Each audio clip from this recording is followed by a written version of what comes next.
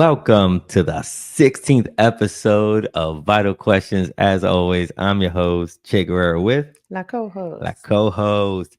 Oh man, we got an episode today that was brought to you by me. Well,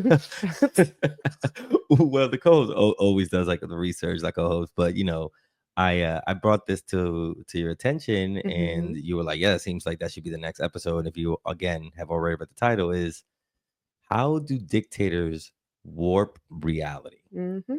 And I feel like that's such a great question right now because the news ain't matching with the world. Of course, what the president saying is never matching President Trump.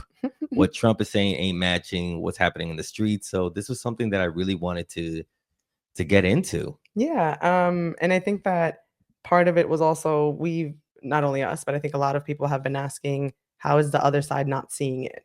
Right? Like, how is it that he still has supporters, even with all the chaos, even with everything we're seeing, whether it's the little bit that the news is showing and what we see on social Hmm. media.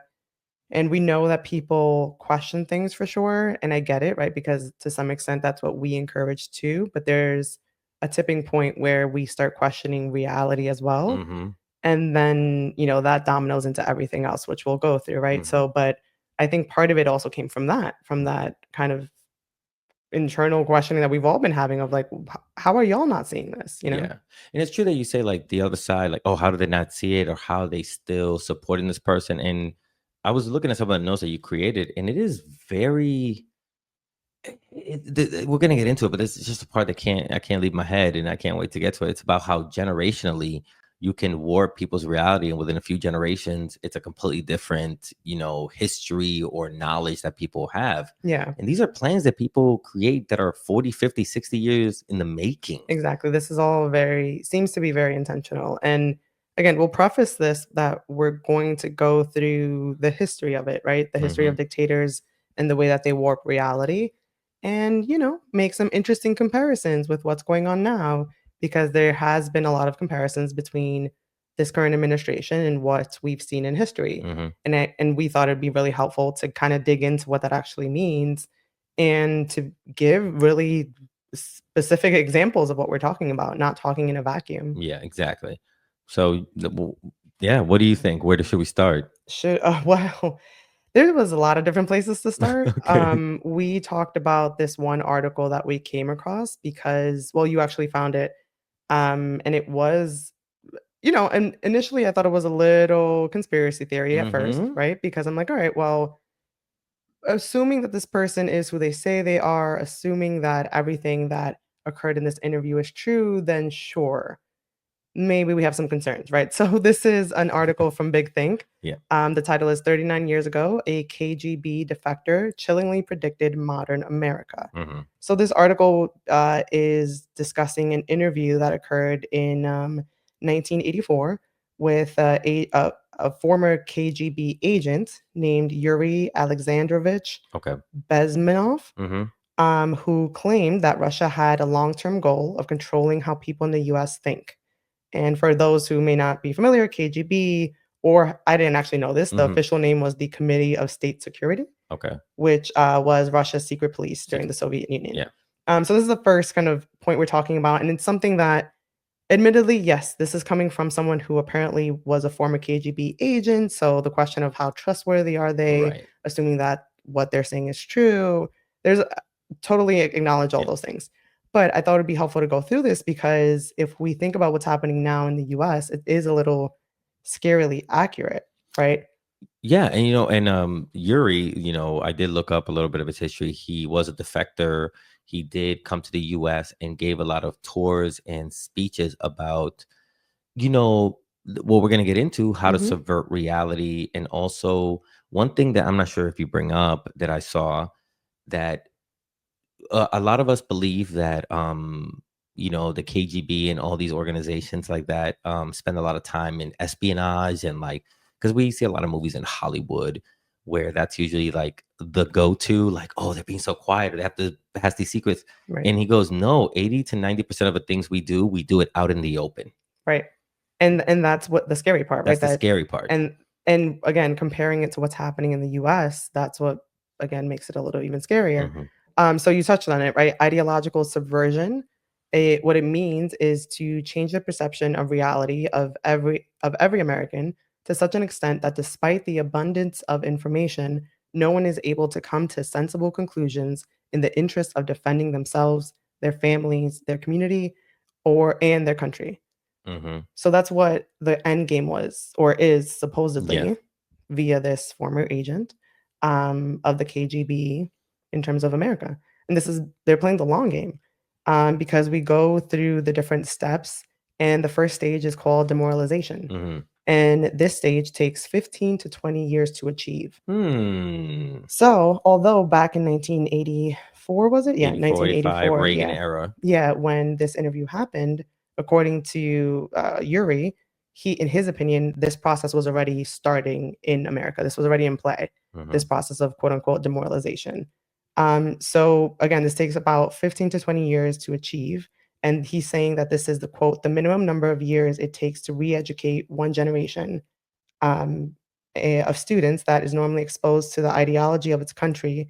In other words, the time it takes to change what the people are thinking. Wow. And isn't that crazy that a lot of our young people who we thought were going to be during the last election a lot more progressive and a lot more of this and that turned out to have a lot of right-wing ideologies that made them a lot friendlier to Putin and his regime. And, all of a sudden, you like, I'm, using the Ukraine Russia war, Mhm. but right away it went from, Ukraine is, trying to stop Russia to Ukraine was the aggressor. Right. So it's 15 to 20 years. And we see this. If you watch, like I used to love watch, I still do watch the Daily Show. Yeah. If you see slowly how the right on the Daily Show started being more friendlier to Russia and Putin, especially with Trump, as it was suggested in a lot of these articles that people don't talk about, Trump is very friendly with Russia. Right. And it isn't just money, it was also training that they gave him to be able to initiate a lot of the KGB's tactics towards subversion. Mhm. So Yeah, again, it seems to be very intentional, and we're just laying out what things look like, yeah, So going back yeah. to the article, talking about people that have been demoralized, right? Hmm. Yuri goes on to say, you cannot change their mind even if you expose them to authentic information. Even if you prove that white is white and black is black, you still cannot change the basic perception and the logic of behavior. So he's describing once you go through this process of demoralization Hmm. and essentially questioning reality, Hmm. this can potentially become irreversible even. Yeah. Right. So that's what he's saying the US at that time was even starting to go through. And again, this is a process of 15 to 20 years Yeah. that they laid out. Well, something that you say with that, because you can't you tell them, like, they won't believe that white is white and black is black, right? Mhm. And that is sort of exactly what happens with white supremacy.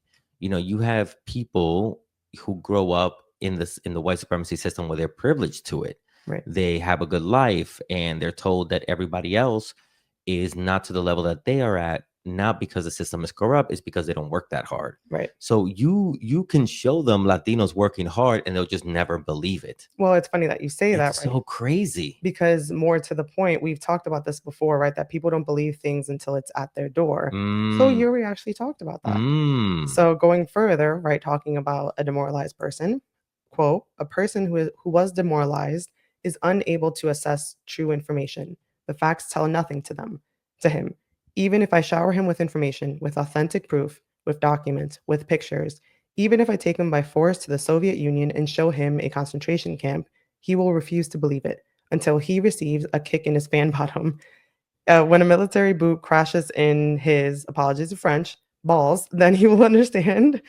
But before that, that's the tragedy of the situation of demoralization.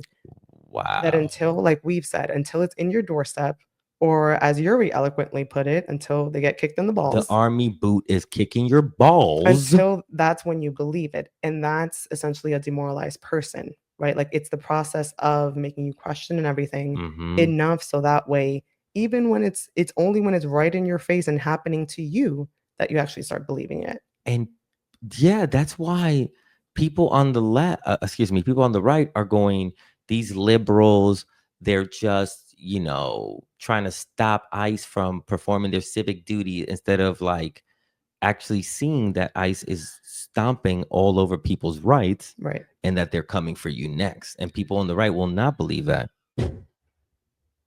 That is some fireworks, and you may be hearing in the background from time to time. It's a party where we're at. Yeah, we'll get We're more. traveling. So sorry about that. You We're may n- hear that from time to time. That's also in these times the fact that we have to also clarify, hey, those are Those are fireworks. fireworks. Those are Yes. fireworks. We hear every so We're on often. the road doing these things from the road. On the road again. Yeah, Okay. but it's Yeah, essentially like, oh my gosh, we keep saying it, but unfortunately, just like Yuri said, they will not understand until it's at the doorstep. exactly.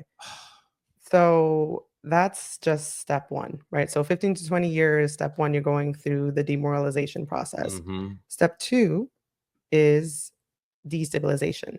So this is a 2 to 5 year period thereafter, Mm-hmm. where they pretty much are going after things that are essential to society, the economy, foreign relations, and defense systems. And they try to intentionally destabilize all those things to create chaos. Yeah. Okay.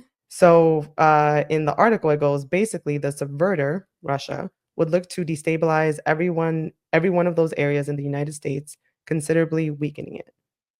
So theoretically, Mm-hmm. one could suppose, and again, this is speculation and Mm-hmm. opinion, but it is pretty interesting that all of those different prongs of society are being hit currently in the United Read States. them back to me. It is our, why are you gonna put me on the spot? Where was it? It is the economy, Uh-huh. Already foreign crashing. relations, Uh-huh. He hates and everybody. defense systems. And defense system is under an idiot. Right. So our economy is tanking, Uh-huh. right? Foreign relations, we've seen he's like pissing off everyone, and he Tariffs has on already. everyone. Exactly. Tariffs on, not only tariffs on everyone, but every single person he speaks to, basically. It Yes, seems like it goes to a crap. wow. And our defense systems. So although a lot of people think our military is really strong, all that stuff, we have to see how are people being trained? Like we already see what he's doing with like ICE agents, right? And like the Mm-hmm. training that these other ICE agents are getting, Mm-hmm. which is all of like what, a month, and you get a certificate, and then you go get to abduct people. Yeah. Like, All, yeah, all of our resources are being moved towards unnecessarily immigration. FBI is not going correct, after cases they're supposed to. correct. Yeah, National Guards on the streets of LA and quietly also in Florida. Exactly. Yeah. So that's not a good use of our military and our resources. Our own military has, certain people have come out already and said it, but so yeah, I personally, hypothetically, if we think this theory and conspiracy, at least right now, is true, I candidly think we're at the destabilization phase. Yeah. Right? Because ironically, this takes 2 to 5 year period. What's a 4 year period that we're having right now? Right? So a sweet spot right in the middle of a Yeah. presidential Trump term. 2.0. And you know what? It was insane how he was able to manipulate the markets the way he did. Right. That is the sign of a dictatorship. Right. The markets, yeah.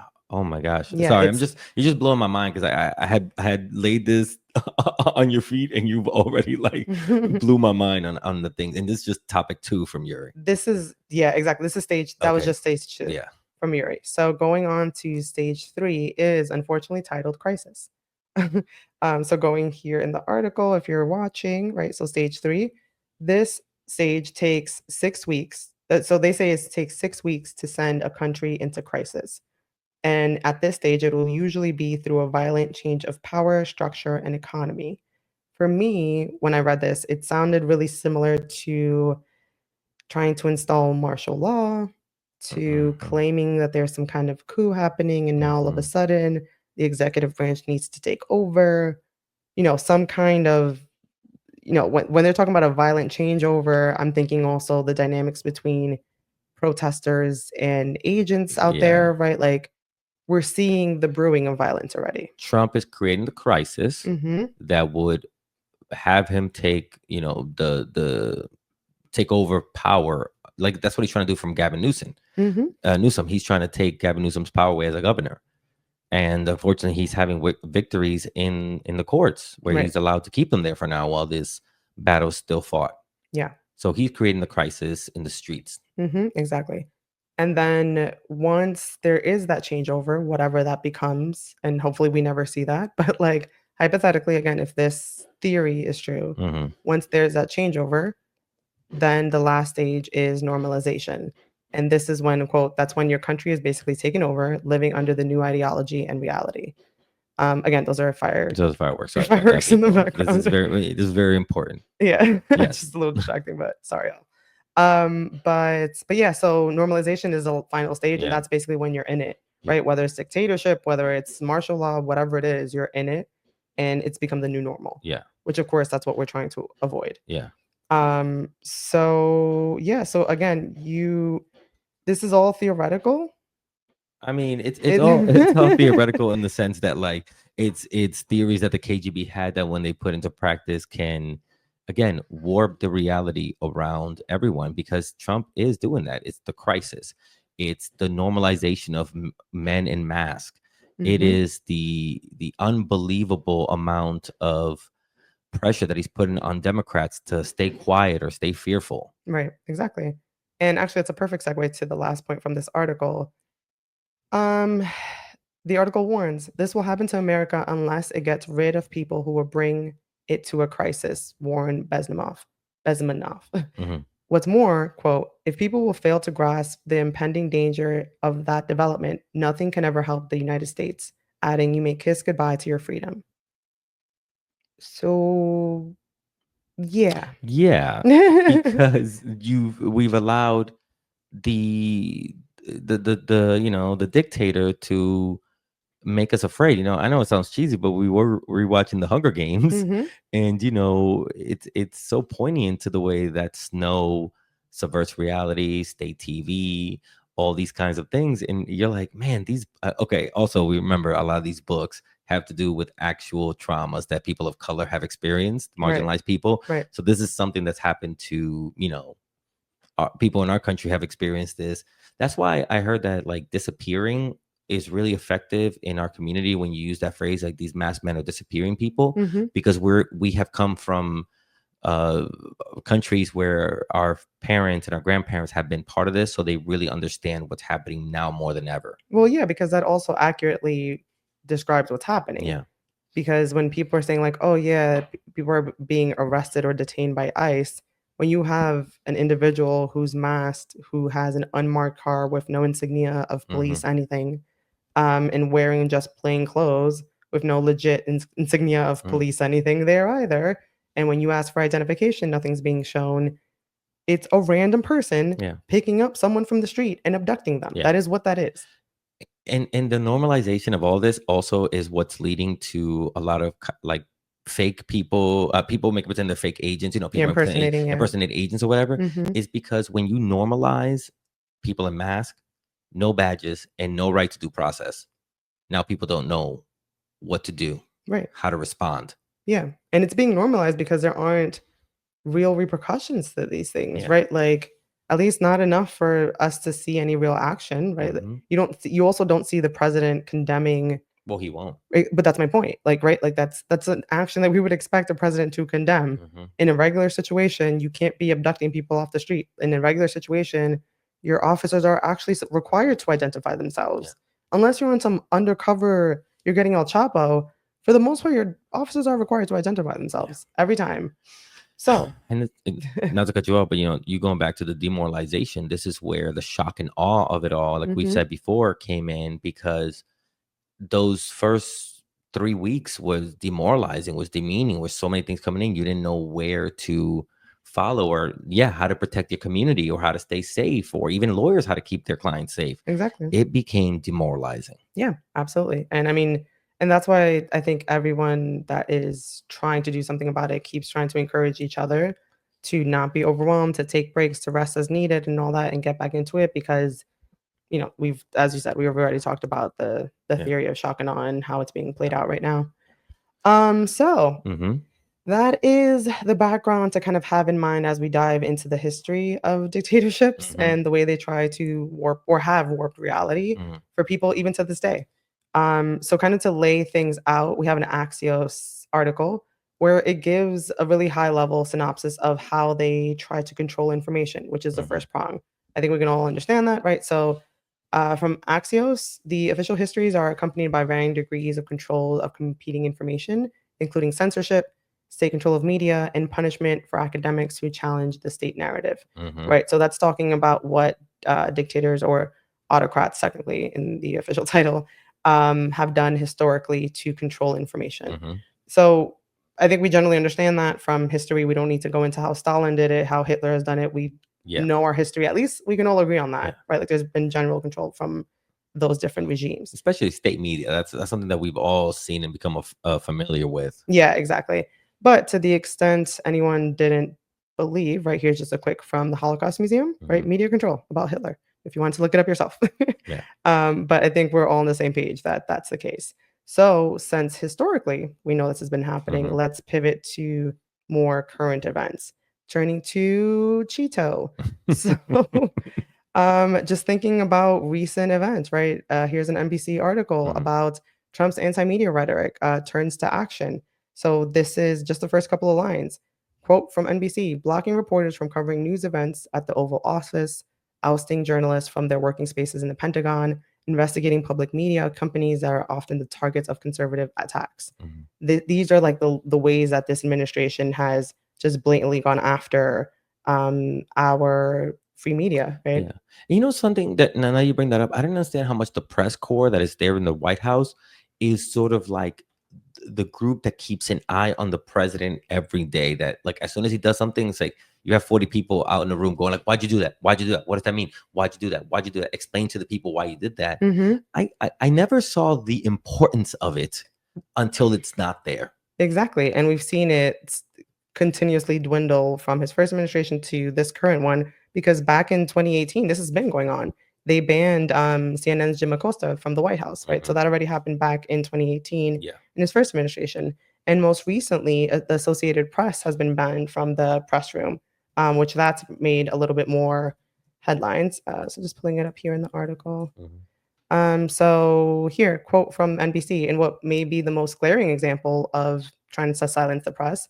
Associated Press reporters were blocked from covering Trump at White House events for 2 days in a row after the AP continued to refer to the body of water just south of the United States as the Gulf of Mexico instead of the Gulf of Mhm. America.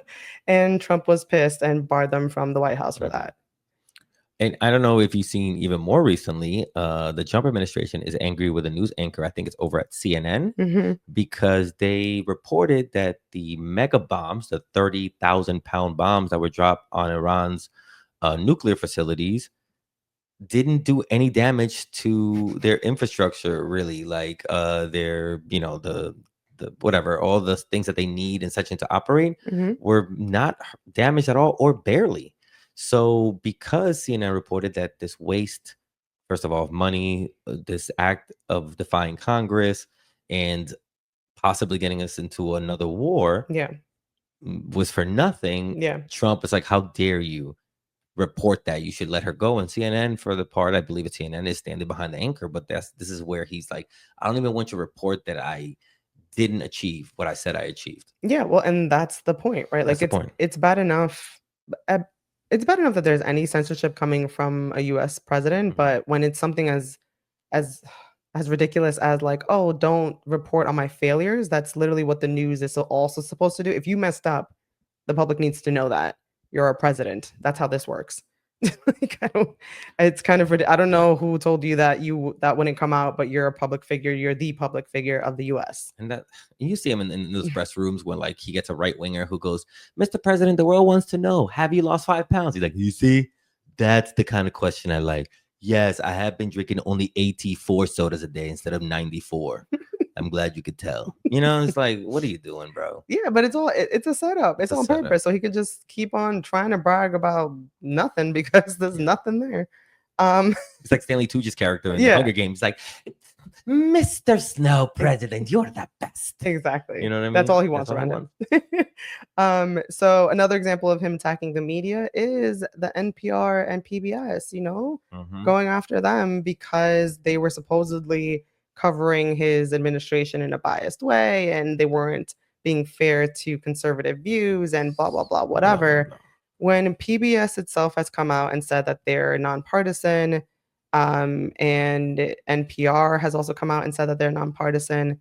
NPR, if anything, is so nonpartisan that it tries to be very clear about its credibility, where it even had it published an article about views of NPR's credibility tend to be partisan based, right? Like Mhm. these are platforms and news sources that are intentional in their news reporting Mhm. and are honest, and that's why this administration is targeting them, Yeah. right? So that's just another example. Yeah.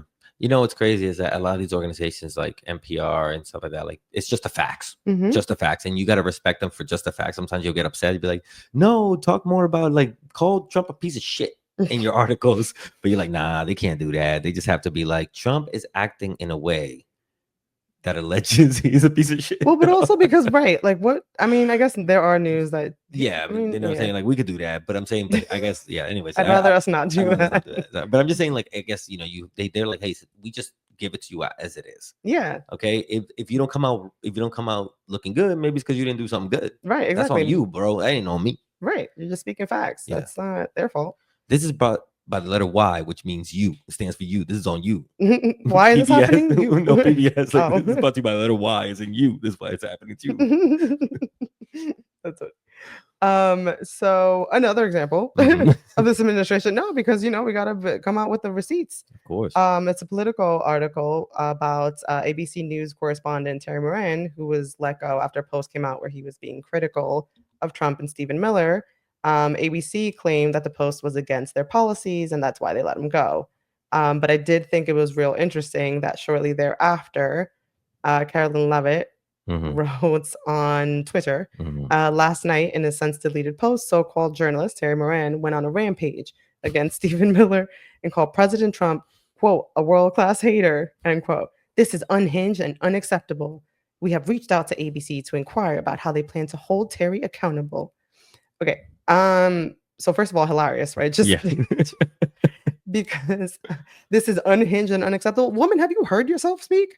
Like, girl. Every press conference. Ew. It's just President Trump has the whitest teeth, and President Trump well, is the strongest not man. even that, but just as disrespectful things that she says to other people. This is Hmm. nothing compared to the Hmm. things that, like, if you get a soundbite of all, oh, I wish I would have had time for that. Yeah, of just how horrible she is to How these journalists. horrible she is just as a Yeah, person yeah, to yeah. anyone that's remotely against their views. She's just whatever. Oh, there. Have you seen this woman on TikTok who does videos, make pretend she's Caroline Levitt, but she wears like giant packets of sazon in the shape of a cross, like No. the cross that she always has. This woman always creates like ridiculous crosses because Caroline Levitt always has like the biggest crosses. Oh my god, No, that's no, funny. we Oh, okay. probably won't have time to bring it up, but like Okay. I wish I remember her name, but that's just so funny to me that like Caroline Levitt is having this cross, being like, I'm a woman of God, but also bomb children. Yeah, that's the MO of this administration. So You that sounds know. right. And then to talk, I'm Well, just, Terry, yeah, do you have like the full thing? Because like I kind of read it, and I'll be real with you. Terry went in. I mean, Terry said a lot more than just a world class. I can't believe they just harped on world class hater because Terry said a lot of things that were very deep about Trump and Stephen Miller. yeah, yeah, agreed. The way it was framed, it did focus on the world class hater. I honestly think it was because it was funny. Um, but yeah, let's bring this back up. So it's actually tied to Carolyn Levitt's Yeah. post. This was Terry Moran's original post. Mhm. Again, this is from Terry Moran. Quote, the thing about Stephen Miller is not that he is the brains behind Trumpism. Yes, he is one of the people who conceptualizes the impulses of the Trumpist movement and translate them into policy. But that's not what's interesting about Miller. It's not brains, it's bile. Miller is a man who is richly endowed with the capacity for hatred. Mhm. He's a world class hater. You can see this just by looking at him because you can see that his hatreds are his spiritual nourishment. He eats his hate. Trump is a world class hater, but his hatred only is a means to an end, and that end is his own glorification. That's his spiritual nourishment. Wow. He I mean, that was eloquent, not for I was nothing. That was like if you're going to insult someone, go off. Yes, You know? I think Caroline Levitt couldn't have said, "We're gonna fire Terry Moran," because he perfectly succinctly described Stephen Miller is just this vile ooze of hatred, and he likes getting people angry because he can never get people to like him. So he figured if he can't get people to like him, he's gonna get people to hate him, and that's what he's gonna live off of. Yeah, well, talking about bile, so this is another terrible person from Mm. this administration. Mhm. White House Communications Director Stephen Chung response after Terry Moran was let go was talk shit, get hit. You're supposed like, do these people remember that they're government officials? Like, this chick was just Mm. talking about like, oh, repulsive or whatever the hell. And then your man's is out here talk shit, get hit. Talk shit, get hit. Those like the way they speak is as if they've been in these Mm, streets, as if they've been in these streets. mm, I don't mm. know public. I don't know Oh audience. man, it just you see how Talk shit, Republicans get hit. project? Oof. They project on what should be happening to them. Do you know what I mean? Like, oh, Latinos be out here in the streets, they all criminals. Pop, talk shit, get hit. I'm sorry, that's not we neighbors, we doctors, we lawyers, we comedians. But and that's my point. They always talk about supposed, and again, you're joking and not encouraging No, no, violence. no. But I'm saying, But the thing, I don't want violence no, no, no, against of them. course. I don't. I But really my don't. point is that they though although they try to preach, oh no violence, but then you have violent language. Yeah. Oh yeah. You're instigating. You're out here saying these things. They're the only ones who can use violence. The Mhm. right is the one who capitalizes on violence the same way the police does. You know, these ICE agents are coming up behind people, grabbing them, Mhm. masked up. These masked men. Let's not even call them agents. Masked men. Mhm. No, and if the person, there was a Andrea Velez. Mhm. She was standing, getting ready to go to work. She got picked up in the streets of LA. Her family had just dropped her off, right? And the sister made a video, an update about what's happened to her sister. They still couldn't find her up until the last time I checked on it, right? But when they grabbed her, she didn't know what the fuck was going on. So Mhm. she started fighting. They're charging her with assault and also because she pulled out her pepper spray. Allegedly, But they saw her pepper spray. but again, if you're getting grabbed up by random people, you're Women, almost every woman I know has a pepper spray in their bag just in case something like this of happens. course, yeah. And but first of all, it's even sold at car washes. So yes, like Yeah, everyone has a yeah. pepper spray. But so what are women supposed to do then? We're supposed to just get like grabbed up, hope that it's not someone that's going to rape or kill us, and just see what happens. That's what I mean. Honestly, that's not surprising from this administration. That's No. really not because like that's I'm sure what they expect because women are supposed to be submissive anyways, right? We're not supposed to have an opinion, so of course we're supposed to just be taken by men because that's what this administration thinks. That's how we're supposed to be just be acting. Yeah, because what else could possibly be the solution if when you literally try to ask for a warrant, when you ask for identification, where you just are trying to stop people from grabbing you, you get charged with assault of an agent? How the hell was I supposed to know that it was an agent? Yeah. I don't and then of course the people that they're grabbing up don't have the ability or the support to have proper representation Exactly. to represent them in court because Exactly. this is all BS. Exactly. My first question in court would be like, how am I supposed to know that that's an agent without proper identification when I've asked him for identification and a warrant and he It refuses? refuses. Like it is Normalizing this. Yeah. Normalizing the snatching of young, especially young women. Yeah. I Because I mean, see of a lot of anyone is videos. Yeah, terrible, yeah, but but anyone. But I'm seeing a lot of videos, oddly, of them just picking up young women. yeah. Yeah. And again, we touched on it before too of a lot of the earlier reports about people getting grabbed up were primarily men Mm-hmm. and people started asking online where are the women and we've had a couple of instances of reports of women and they fortunately have come out and doesn't sound like anything bad happened, but those are a handful in comparison to the numbers of people that have been grabbed up. And not reported again. Exactly. And your Velez is still disappeared. No, Mhm. her family can't trace her to any location. Yeah. Yeah. Um, so the last kind of prong of the type of information they try to Mm-hmm. control or the way they try to control, right, is going after institutions, right? So we've seen that time and time and again with this administration, right? So whether it's the universities and Harvard being targeted, right, because they Mm-hmm. failed to comply with DEI, along with a bunch of other universities, whether it's Trump threatening to deport and imprison foreign students for illegal protests, and he has tried to deport many foreign students, Damn. as we've seen, right? Yeah, bring in outside thought. You don't want to bring in any outside thought that's going to be an agitator to your dictatorship. Correct. Oh. And it's also these are dissenters, right? So you also are trying to silence any dissenters. And people, especially like if you're coming from like Palestine, you know exactly what's happening. Exactly. So you have more of an experience to talk about what the oppressor is doing. Yeah. And they don't want to hear any of that. And yeah, just overall the different protests that we've seen across universities, and props to the universities. Mhm. We appreciate y'all. Keep on the good fight because these are all signs of a problematic regime as history has shown us. Yeah. So the next So that's pretty much, oh, actually, I thought that was everything. Nope, it's not. Um, so talking about the last one prong of this in terms of controlling information is something we've talked about before, and the way that right-wing news frames news events, Yes. right? And the way that if you only watch right-wing news and you only read right-wing articles, you're basically living in a whole different world, Yeah. right? So if you take, for example, Fox's coverage of the LA protests, the title of this says Trump takes action against, quote, orchestrated attack on law enforcement by deploying Marines to LA, assemblymen. So this is the title of their coverage of what happened in LA, right? So Mm-hmm. they're tracking the different things. And if you read through this article, the focus is the violence against agents, Mm-hmm. right? All of this is as if all these protesters are, for whatever reason, Mm-hmm. trying to defend quote unquote criminals, Mm-hmm. quote unquote people without a, whatever, like, and it reads as if there's no violation of due process. There's no destruction of our democracy. There's no kidnappings that are happening. No. There's no agents that aren't identifying themselves. We're crazy. Yeah. We are crazy. This reads as if we're absolutely We're nuts out of our minds. because we've been brainwashed by the left. You know, they call it Trump derangement syndrome. Yeah. We have Trump derangement syndrome. Yeah. Sorry, go ahead. No, I was watching.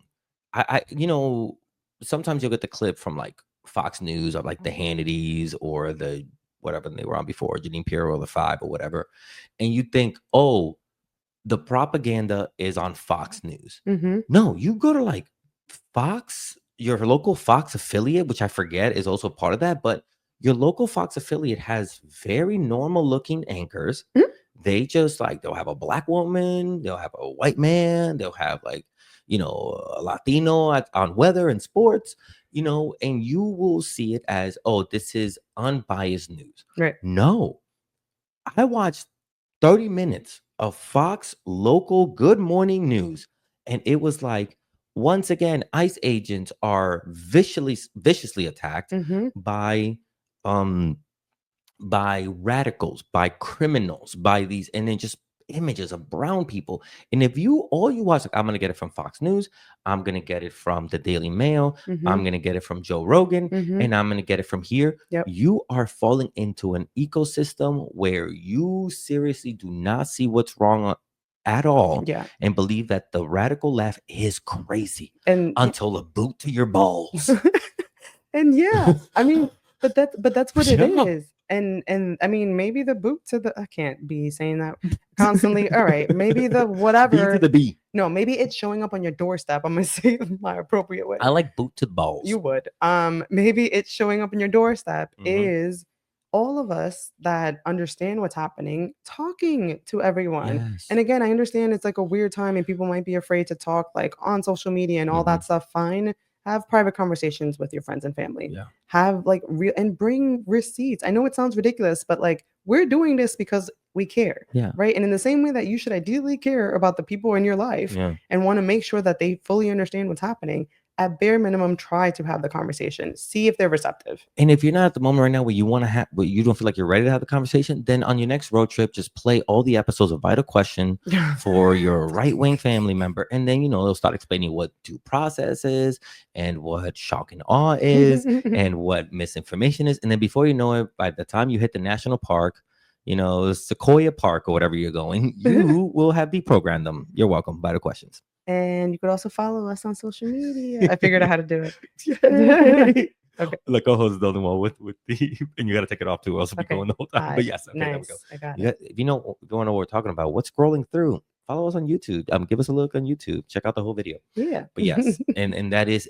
something that. So going back, I know it's very easy to just be like, they're nuts, they're crazy. Mhm. But you got to realize when somebody has not done the work to deprogram, it is just standard operating procedure. Right. Like, And you've been told that white people are the greatest. You're watching this news saying that the radical left wants to take things away from you. You're saying that people of color, you know what I mean? Like, yeah. you almost have to really understand what these people are going through in their mind, so you do know what you're up against. Yeah, exactly. That's exactly what it is. And that was part of the idea with this episode too. Mm-hmm. Because people have to keep in mind that a lot of the country isn't the coasts, right? Mm-mm. And it's not A lot of it is middle America. And a lot of them don't hang out with people of color at all. Right, and don't have exposure to a lot of different cultures, and it just is what it is. Maybe it's whether it's intentional or not, we don't know, right? But Yeah. like they don't have exposure to a lot of different people, right? So if that is your upbringing,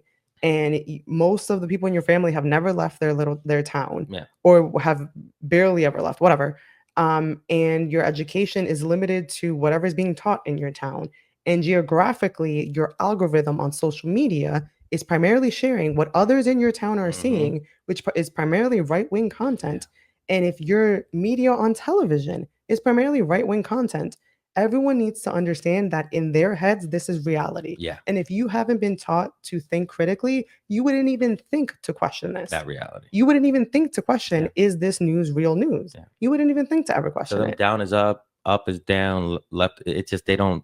Yeah. Yeah, so I figured a way to try and show that is this is actually MSNBC showing a Fox News report. Yeah. Is that through the tab? Yeah. Okay. Okay. Okay. And this is about the coverage of how Fox is reporting on the Iran situation Let's watch. or Iran. Sorry. Iran. Maybe it's a little early to go there, but this will go down in history as one of the greatest military victories, taking out the number one state sponsor of terror. They have been responsible for hundreds of thousands of missiles between themselves and their proxies being fired into Israel. They have threatened to wipe Israel and the U.S. off the map, and that threat has been removed tonight. That was Fox's Sean Hannity on Saturday night, congratulating Donald Trump for doing exactly what Hannity and most of the other anchors on Fox wanted him to do, bomb Iran. In fact, Fox may have helped convince Trump to attack.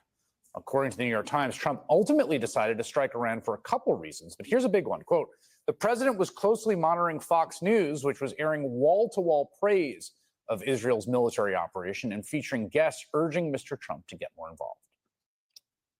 So, first, we'll point out that that was ridiculous to be like, that was the best move in the history of blah, blah, blah. And Iran was responsible for Iran. No, it wasn't. Like Yeah. they're just, and again, this is being presented to people. Like that clip on Fox News was on countless of TVs being presented as news, as facts. Yeah. And this is what people are regurgitating. And it is also so scary that this man makes his decision off of what people are saying about him on TV. Correct. They were essentially, it's easy to goat this guy if you're on Fox News being like, oh, Trump, he's staying out of this one because he's scared, he's shook, he don't know what to do. Bomb drop 30,000-pound bomb on them, and they're like, oh, he's so good, he's so smart. Mm-hmm. Look at him. This is ridiculous. Yes, it is. I don't know what to say other than ridiculous. You know what I mean? And the way you hear them saying, again, warping reality, oh, Iran has, called for the death of America. Yeah. Why? I mean, can you explain what has the and I'm just asking Hannity, like, what has the U.S. done? What do you think the U.S. done to get them to that point? Oh, Iran has sent out 100,000 missiles. How many missiles have you sent to Israel to be used on innocent people? Mm-hmm. Okay. Again, and when I'm criticizing Israel, I'm criticizing the Israeli government, Zionist. Correct. Okay, the people who are causing these atrocities and the followers. Correct. Not the many is that, and that's the thing. There's a lot of Israeli citizens who don't want this, who Correct. want to stop to this, who want to in figure Israel out a way. and in the U.S. And in the U.S., there are a lot of Jewish people who are fighting with communities Correct. trying to find solutions. Correct. So it's not about anti-Semitism. It's not about anti-Semitism at all. No one's out here trying to encourage hate against Jewish people at all. But it is about Islamophobia as well. Correct. Because this is a lot of hatred. Correct. Towards the Islamic community and Muslims, and just villainizing for since since maybe even World War II, they've been villainizing Muslims. Mm-hmm. But especially now to continuously put us in these wars by using Muslims and the fear of terrorists as a way to put us in these places. Exactly. Yeah. So we don't fall for it anymore. I mean, we saw what happened in New York City real quick. They were trying to use the Mamdani as a radical Muslim, whatever. He doesn't care about the Jewish people in New York City, mm-hmm. and he still came out on top. Yeah, congrats on Mamdani. Congrats on Mamdani, because the people he ran a fantastic digital campaign, mm-hmm. and I think digital natives are a lot more aware of authenticity and truth Right. in some spaces. Right. Agreed. Yeah. And yeah, again, shout out to his campaign manager and his digital team, because that was to know the right New York platforms to hit, Mm-hmm. to know the demographics, to understand New York culture, because you weren't born there, but you were raised there, Yeah. dude. Your formative years were there. Like, Yeah, it was funny because you were like, that Mom Donnie was on your NYC. yeah, yeah. And I bet you Cuomo was like, yes, NYC. Nah, It's like, you're "Nah, NYC, nah, dude. yes, bro. It's your Yes. NYC. Yes. Mom Donnie knows. Mom Donnie knows. That's why he said his song is Many Men by 50 Cent. And I was like, yes, it is, sir. Because you are a New Yorker. That's what did it for me. Okay, pivoting back to history because that's super fun and we gotta know it, y'all. Mhm.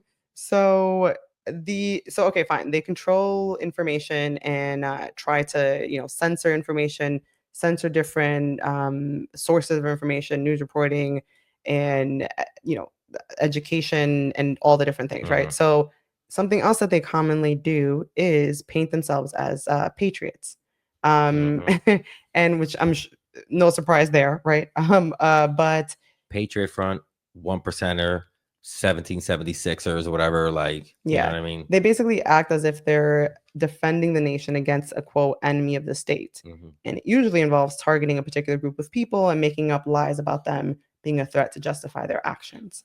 Right. So I think it's no surprise here that that is what this administration is doing. Mhm. I think it's fair to say that Latinos and immigrants generally are being criminalized and being viewed as, quote, enemy of the state. Mhm. That's the only thing that can make sense, right? Because Mhm. that's why everyone's justifying literally kidnapping people that are innocent time and time again. Mhm. Seeing all these masked men have hats that have like the American flag on it, Mhm. it is, they're painting themselves as patriots. Exactly.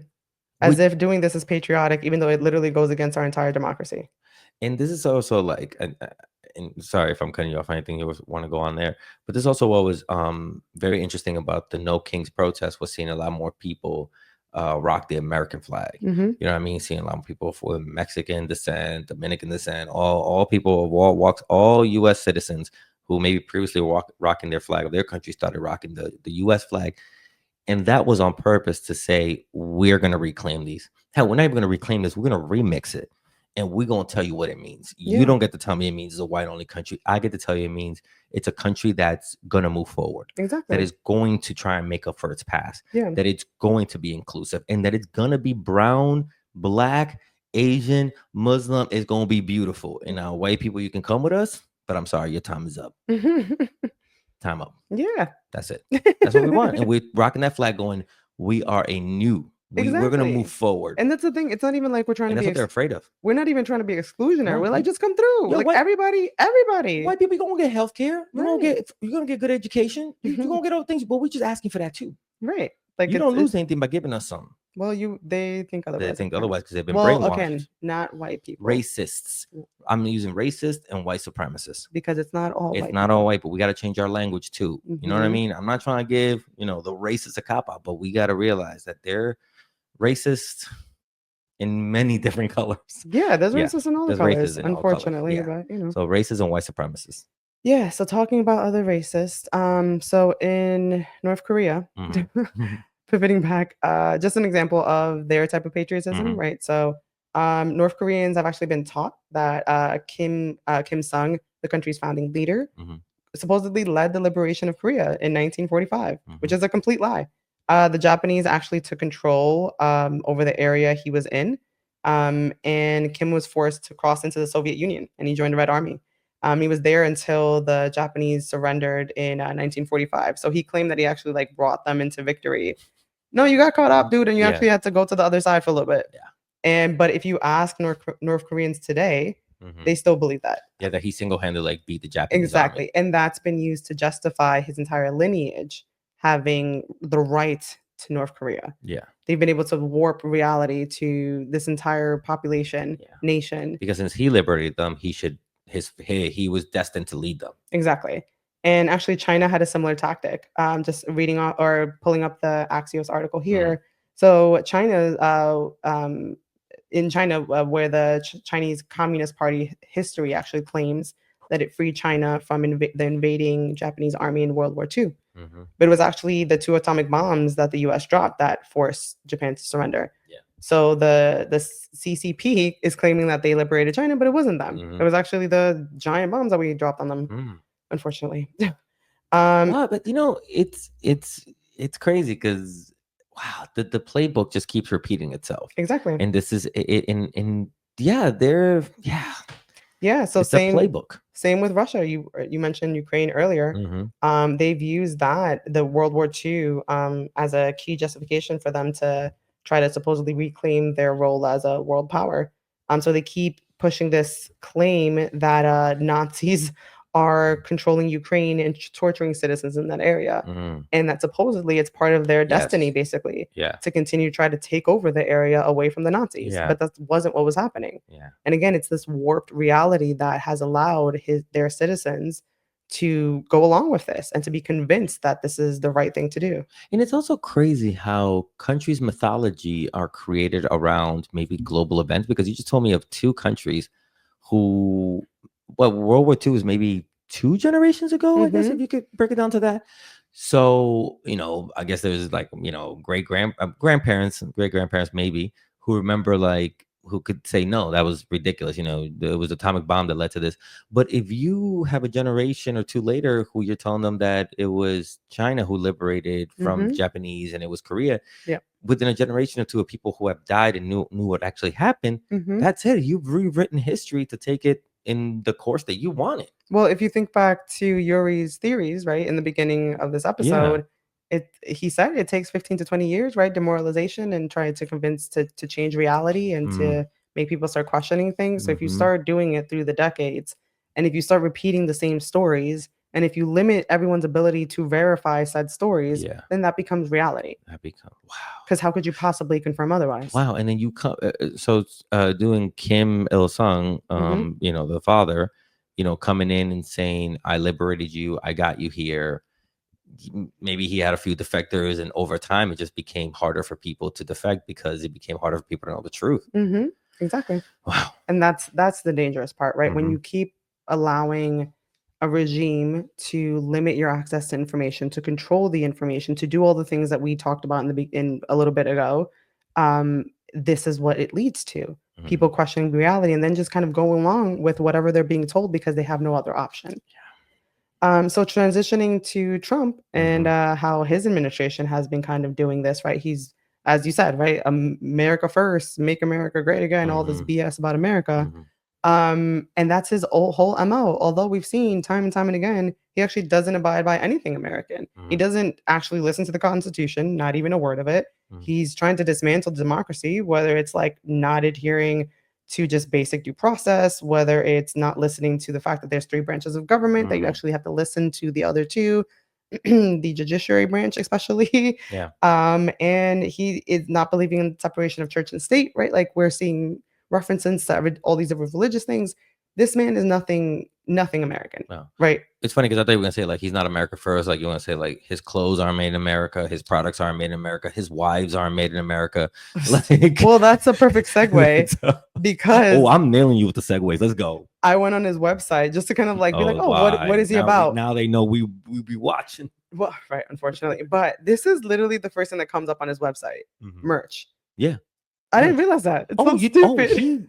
he sells nothing. No. I know that he sells a bunch of stuff, but like it's ridiculous to me that again that the people that support this man don't see it. He's just trying to take your money. Shop MAGA summer sale. Mhm. These prices are so hot, you'll burn.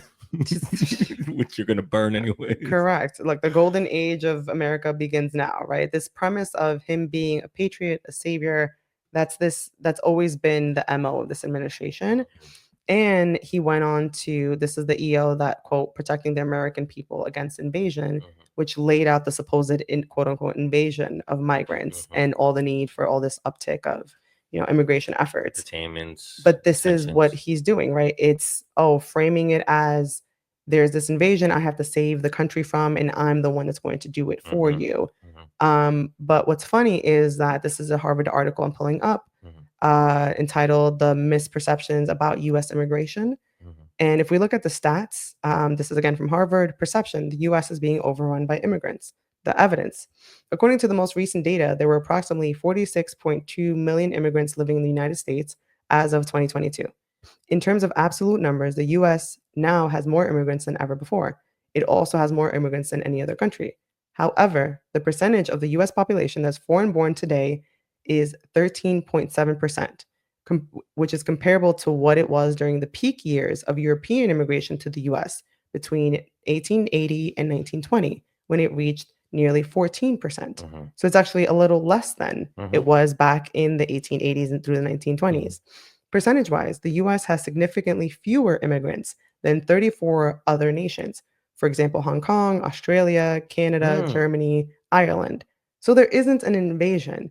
And again, in terms of the amount of people that are foreign-born today, it's 13.7% of the population.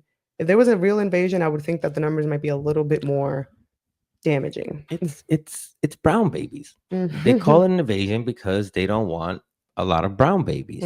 You know, a lot of those people who came in the peak of European expansion or whatever, they were sucked into the white realm. You know, Italians weren't white at one time. You know, Jewish people, it's still debatable where they stand. You know what I mean? But a lot of other cultures were brought into whiteness.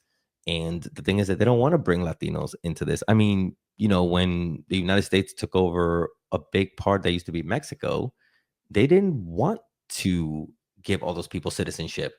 And also, you know, the United States could have even gone as far as Mexico City. When they won whatever, when they stole the land. When they stole the land, they got all the way to Mexico City. They took over Mexico's government. Oh wow. And they were like, should we have from Mexico City up until almost Canada?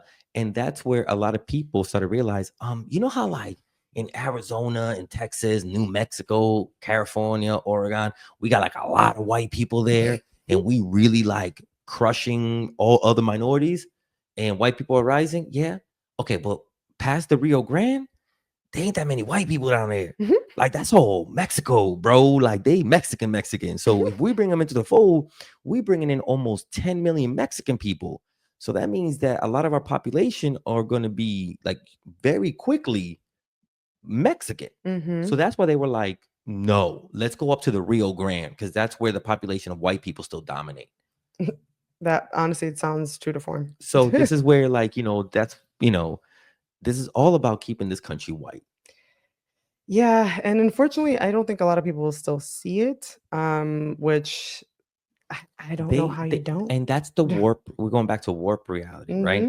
Donald Trump and these right wingers, these racists, these white supremacists believe that the white man built this nation for white people and white people only, and that it needs to go back to that point blank period. That is it. That is the warp reality that they're selling their followers. And the fools who thought they could be a part of that. Right. That's the thing. And that's that's what people need to realize. The amount of support that this movement has is indicative of where this country stands. And I really hope I never hear again, like, oh, we're at a post-racist society or whatever the hell. Because I can tell you through my schooling, I've had so many people in certain classes, not professors, of course not, but in classes, just other people that have been, I don't know, grew up privileged. And props to you, but for you to be that ignorant and think that your lived experiences, you know, are everyone else's, that's kind of ridiculous. Is how it goes with people. Yeah.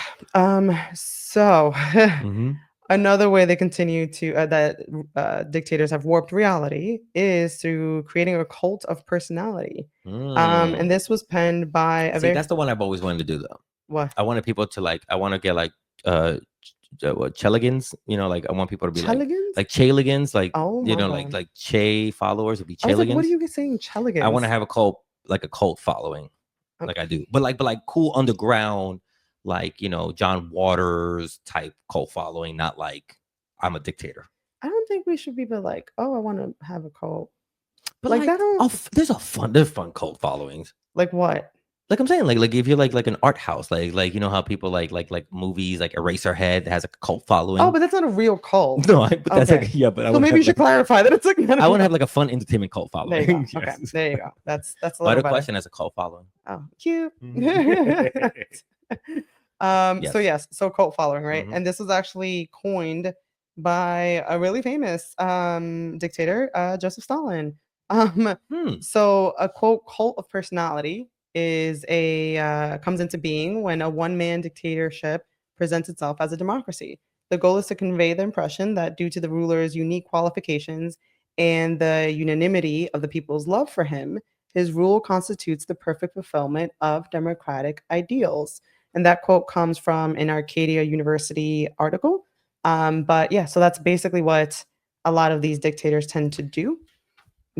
Oh my God, sorry, my jaw's on the floor because I'm like, oh, that's why they deify Trump Correct. and that he knows everything and that he's up against the government, that he's the only one that can do it, that he is the perfect white, strong male, that he has been chosen to lead what is supposed to be true democracy, i.e., white people always on top. Right.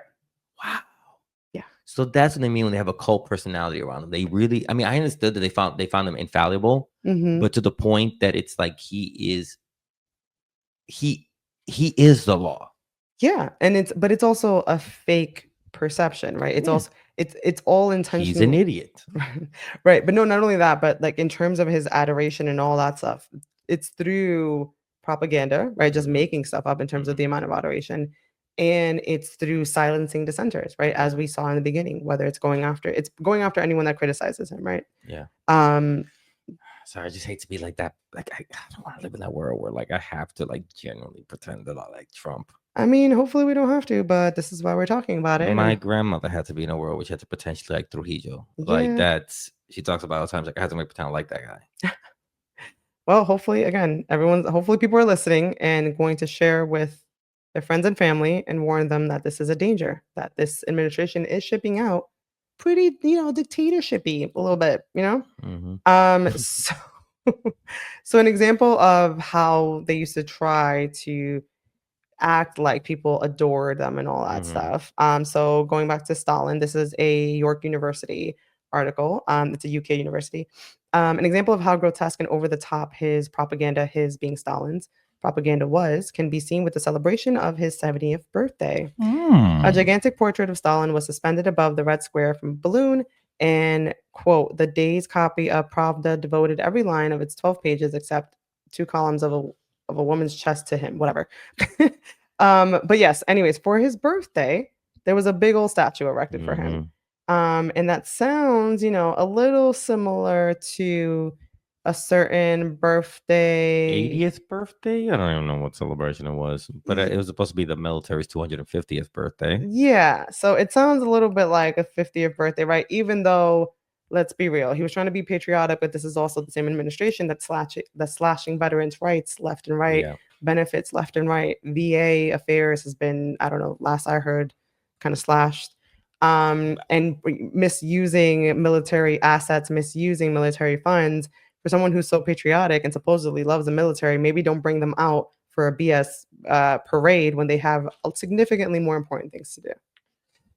Yeah, and it was just also we hadn't played any clips from that, did we, in the last episode? Anyways, but it was just very nice to see that his party was ruined by the No King's Day.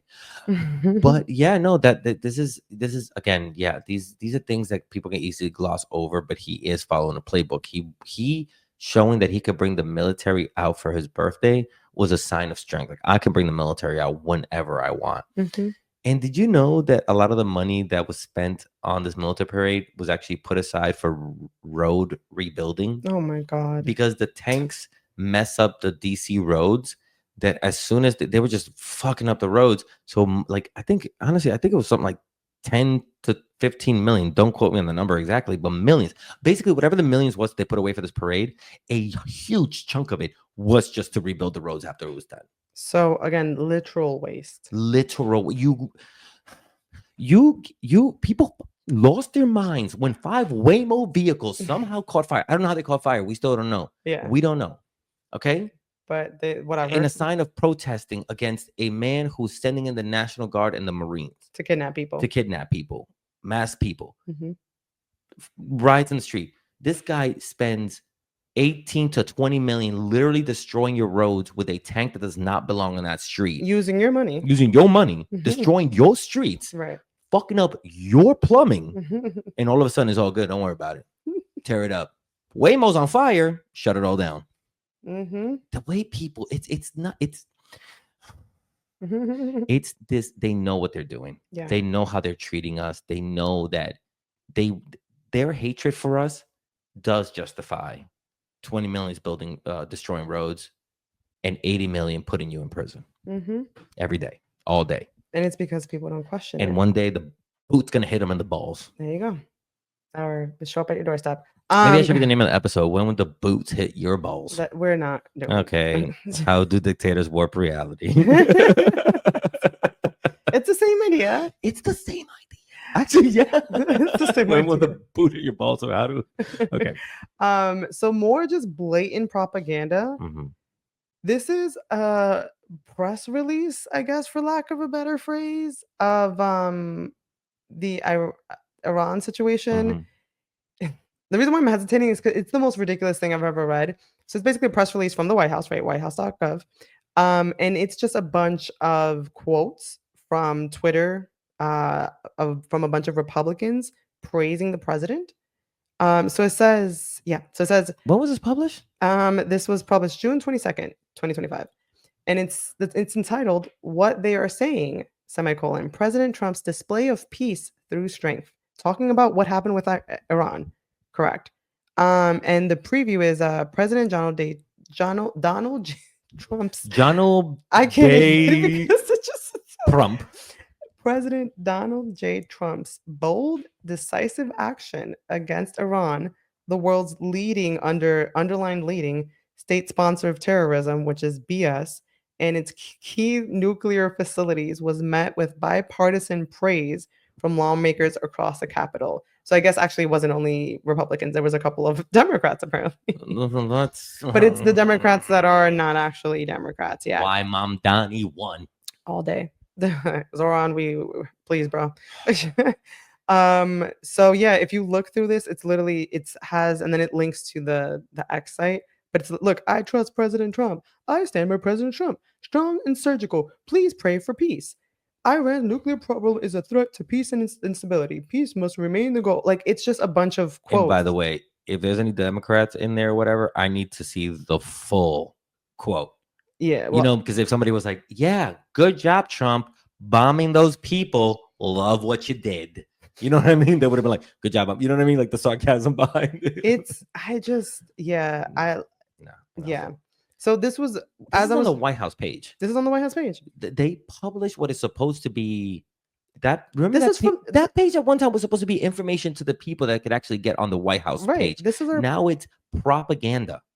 Yeah, and speaking of propaganda and talking about cults and all that stuff, like Reuters did a whole article on T-shirts for Trump. And we've always had things like only Donald Trump can save humanity. Like, a lot of it is really cultish or violent, right? Like lock her up, talking about Hillary. Yeah. It was just really problematic throughout. Benghazi, Hillary. What is it? Lewd American died. I don't know. Just, but yeah. So again, if it smells like, it's so weird. I mean, I guess dictatorship has always had merch. Like, I guess you had to buy those Nazi pins and. Yeah, like you were forced to. Yeah, the SS like scouts, those. But it's just like Googling people wearing Trump merch. Like, that's literally what I Googled, and it feels excessive. Like, I know that everyone has merch and all that, but like right, like there's a Kamala Harris 2024, cool, but you don't see Kamala's face and everything. It's not as, I don't know. It just feels weird. It just feels cultish, right? To have his face on everything. And it's so crazy. I mean, I do hope we get to the point where, I mean, at one point it was supposed to be illegal to have Nazi memorabilia and to have all that stuff. So maybe down the road, you know, MAGA hag will be also seen the same way. But who knows? In 100 years from then, MAGA hats will come back and it'll be make, you know, whatever the next dominant country is great again, and we're back in the same shit. Yeah. Yeah. Continuing on. So also just blatant lies, right? Like literally just blatant lies is what dictators have done kind of throughout history. A really kind of interesting one is from North Korea. So apparently the dictator back then redid the calendar and recalculated time from the time that he was born and said that that's when the world started, Mm-hmm. from his birthday. Mm-hmm. And like some ancient myth, apparently, that's when everything kind of like the epitome of time started from this man's birth. Yeah. And he convinced everyone that that was the truth. Mm-hmm. From yeah, it seems like you know about this calendar. No, Oh. but no, but you saying about, because no, I have heard of dictators like using their birthday or the day they were born or wherever, like as some kind of spiritual meaning or whatever. But it is also, we've had this conversation about how the calendar itself is a structure created in Europe by business leaders, that they needed to know what a calendar year looked like for their things to go out to sea, their Right. boats to go out, to come back. When would they get their money? How would they get their money? How would it go over to next year? So realize a lot. It's also called, I don't know if you heard it, I think it's called the white European effect, where most things in this world are made to fit a white European man. Cars are the size, yeah. medicine. That's Yeah. why a lot of medicine is made for white European men's Yeah. issues. Yeah. So we live in that world. So we're also in, if you look at, people don't pay attention to things around them. They're just like, oh, a calendar's a calendar. You're actually stuck in a structure that was created by white businessmen. Yeah, your entire day. They wouldn't consider themselves white Right. back then, but essentially European men Yeah. trying to figure out how to exploit the most time and labor and money out of people in a calendar year. Yeah, which is why our work days are 5 days a week, and I mean our work weeks are 5 days a week. Before it used to be 7 days a week, Oh, really? 365 days a Oh, year. well, yeah, I guess we so. had to fight for those to bring it down from 12 hours a day, 7 days a week, to 8 hours, 5 days a week. The weekend was started because of labor movements. Oh, nice. They didn't. Ain't no government gave us the weekend off because they gave it to us for free, for love. That makes sense. We had to fight for that. Fight for it. So that was just one example. There was, of course, a million examples, but in the sake of time.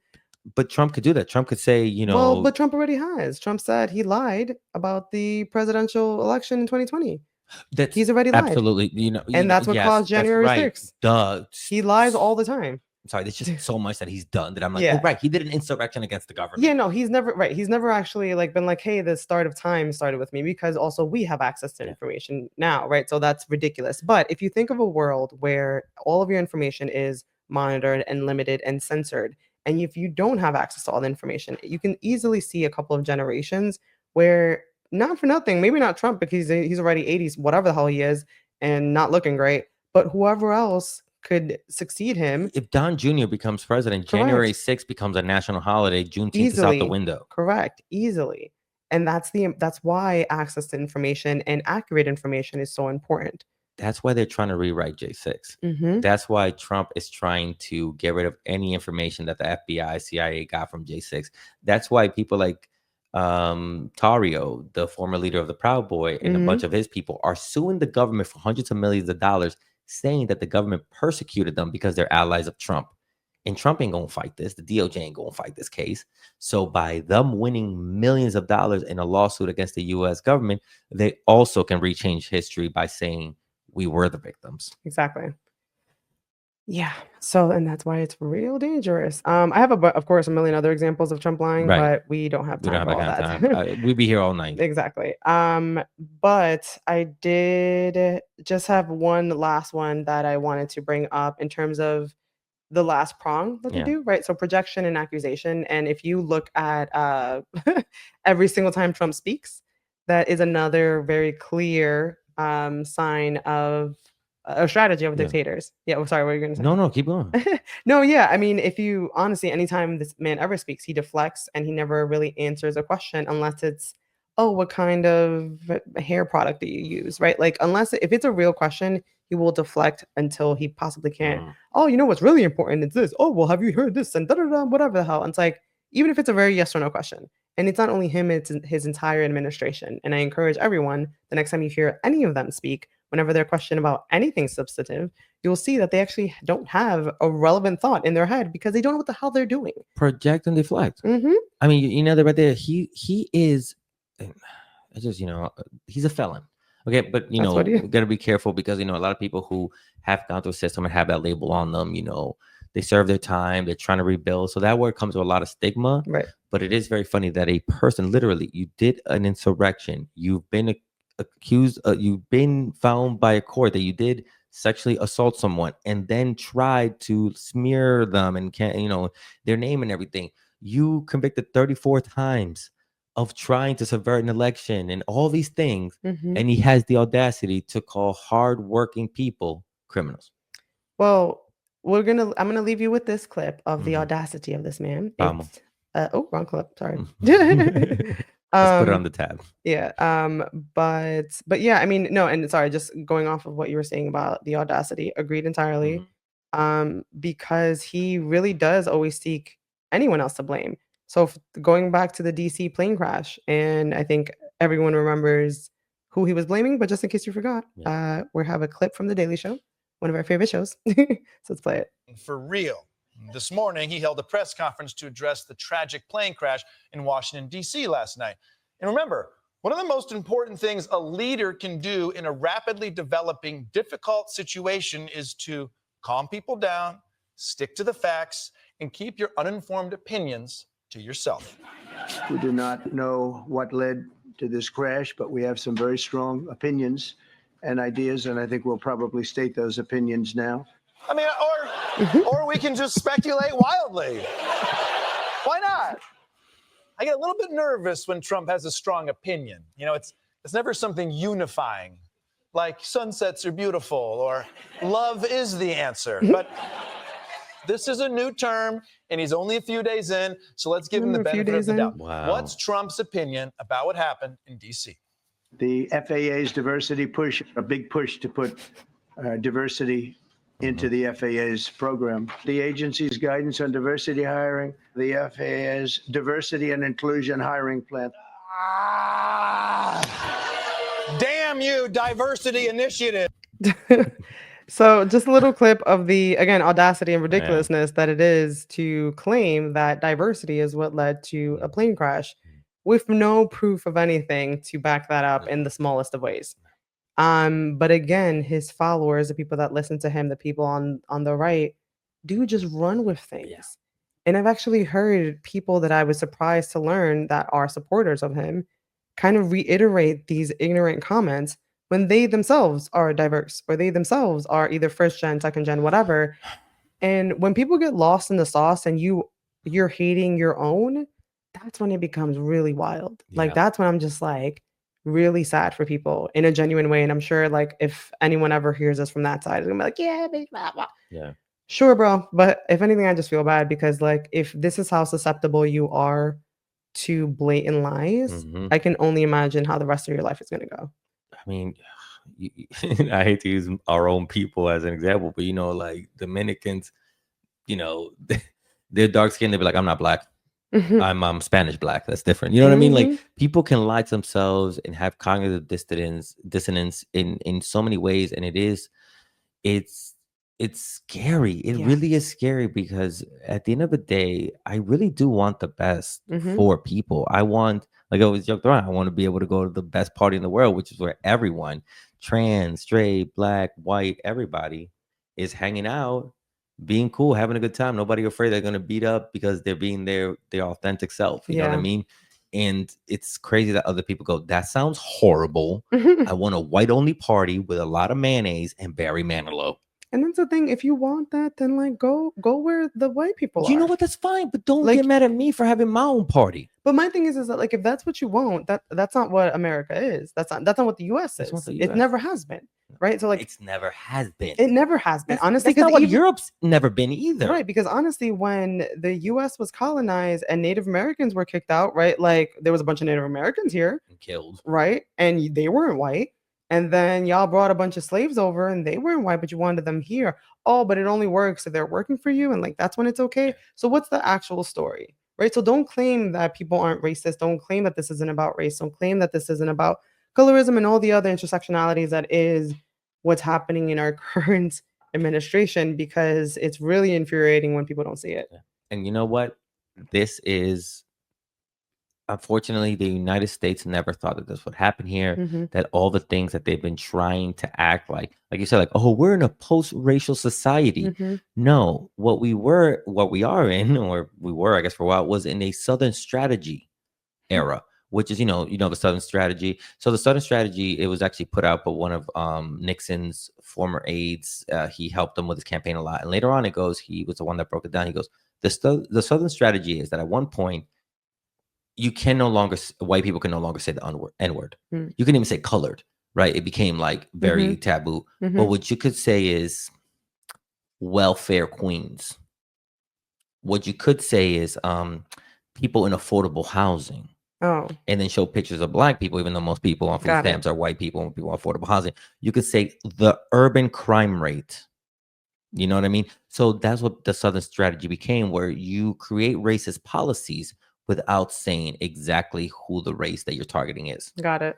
So that's where reality was warped again. And racist rhetoric without explicitly saying. Exactly. So now that's another thing where you start gaslighting, people of color, where you're like, you're not saying the N-word anymore, but you are saying criminals from Latin America, gang members. They're saying these things that still put these stigmas on our bodies, but they don't have to say the exact words anymore. They could, Yeah, subvert. Yeah. And it's the microaggressions. It's the underhanded comments. Yeah. But and I've heard also, we're not calling it microaggression anymore. We're calling it micro trauma. Because it's not an aggression. Every day, it's a bit of trauma that they're inflicting on you. Very true. It's micro trauma. That's I feel very terrible true. about myself. I feel like, if a white lady grabs her purse or I'm closer, it's traumatic. I feel like I'm a criminal. Yeah. Mm-hmm. Yeah. It's not aggression because you're putting trauma on me. Yeah, that's true. Actually, because now that I think about all the microaggressions I've had happen, especially in my career, yeah, those never leave you. So they're micro traumas. Yeah. Yeah. Huh. Well, thanks for that. Yeah, absolutely. That's shitty. And thank you Yeah. for showing us how these dictators warp reality and how we're in a reality warping world. Honestly, we're in the crust of it. And like, if we, again, it's the theories that we laid out in the beginning were, again, from an article that you can call it a conspiracy theory if you want to, sure, because it hasn't been proven and it's very valid. But it all sounds like things are aligning, right? And in the same way that people are saying everything that was laid out in Project 2025 is aligning, in the same way that a lot of things that Kamala tried to warn us about are aligning, in the same way that a lot of different things are aligning, I think we all need to just come to the realization that it is what it is. And everyone just needs to start getting it together and start advocating against this, calling your representatives, voting locally, and let's actually start turning things around. And this is where I want to finish with. And I think I can make this case now that we've laid everything out, that the article kind of laid out, but we can kind of see it. It was more than Russia just trying to interfere with our elections, like as in ads or whatever. I do not put it past that they have genuinely trained Trump and his group around him. Steve Bannon is a big advocate of Russia, been to Russia a few times. Everybody in his inner circle spent a lot of time in Russia.